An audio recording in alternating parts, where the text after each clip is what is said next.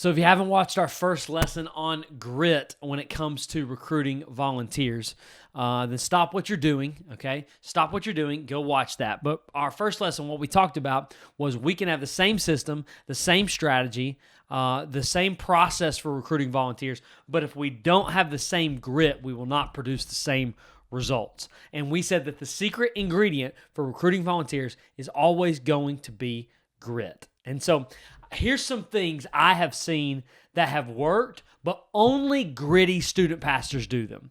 Now, or just pastors in general. Only gritty pastors do these things. Now, there is a difference between the guy who is a good old boy. He's a good teacher. He's a good preacher. And then there's guys who just kind of got that hustle. They got that grit to grind out new recruits in their ministry, okay? They just have that to them. They just are not afraid that first no is just a signal for them to try harder or to try a different way. They just get after it. They're like a dog on a bone. There are some people, they just have that scrappiness to them, okay?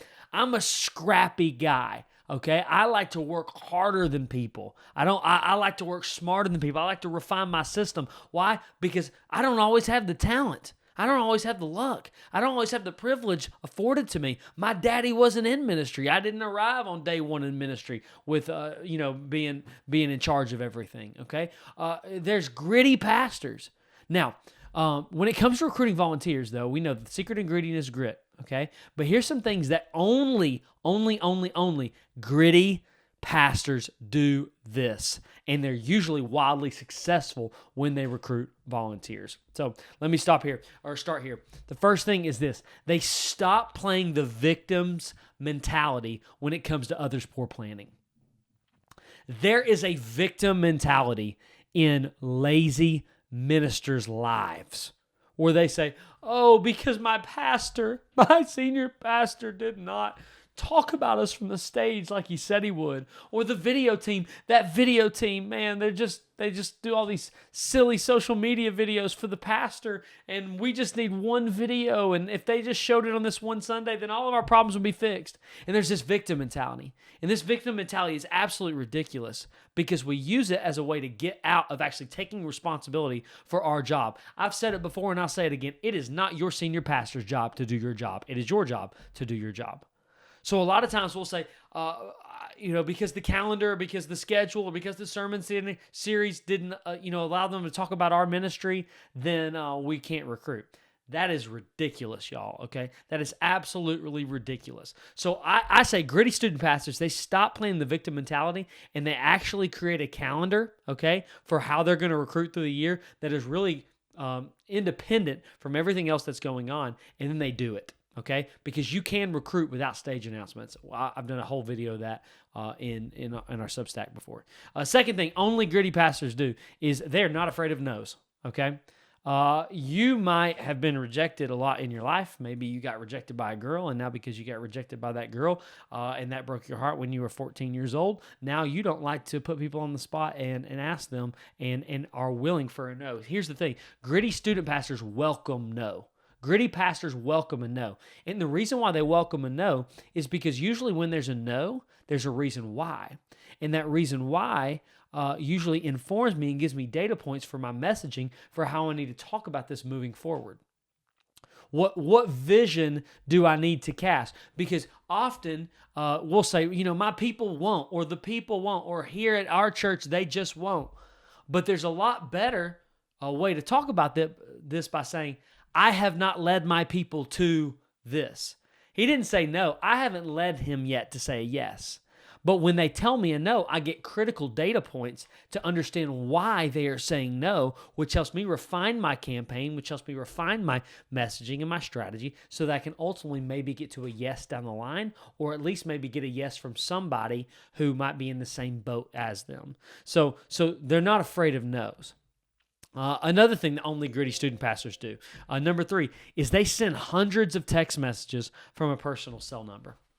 I've written about this at length. I'm going to do another video about this. But don't think you're too big time to send a personal text from your personal number.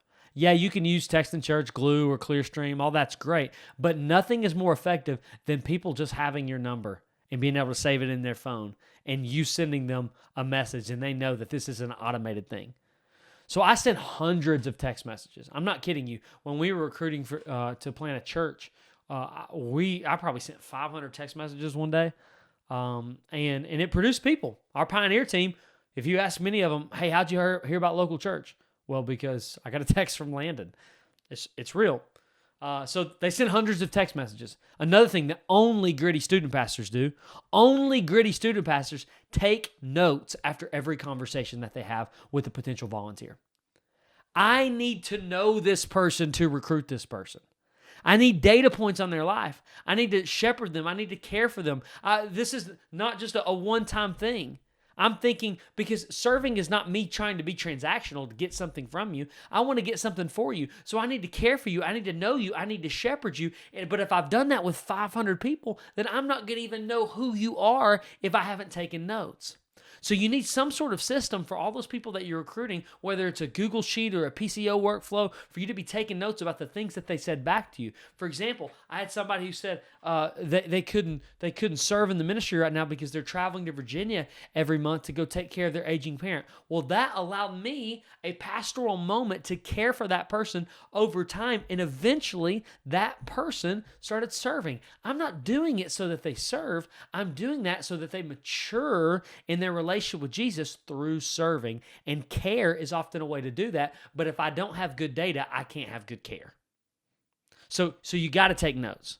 Another one is number 5 is gritty student pastors. Only gritty student pastors stand in lobbies. Okay, only gritty pastors stand in the lobbies.